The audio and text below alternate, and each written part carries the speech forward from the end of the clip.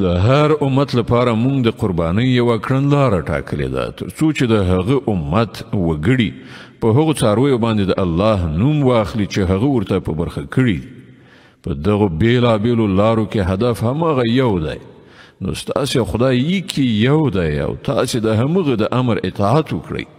او ای پیغمبره زیری ورکړه د عاجزۍ چلند غوره کوونکو ته چې د هغو حال دا دی چې کله د الله ذکر اوري نو زړونه یې لړزیږي.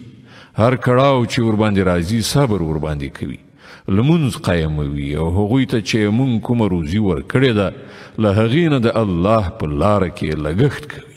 او د قربانۍ اوښان مونږ ستاسې لپاره د خدای په شعایرو کې شامل کړي دي. په هغو کې ستاسې لپاره ښېګڼه ده. نو هغه ودروئ، د الله نوم ورباندې واخلئ.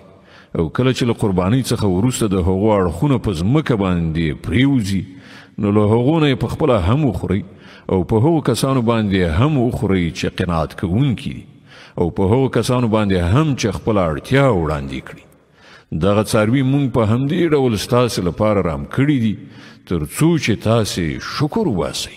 نه د هغو غوښې الله ته رسیږي او نه یې وینې مګر هغه ته ستاسې تقوا رسیږي.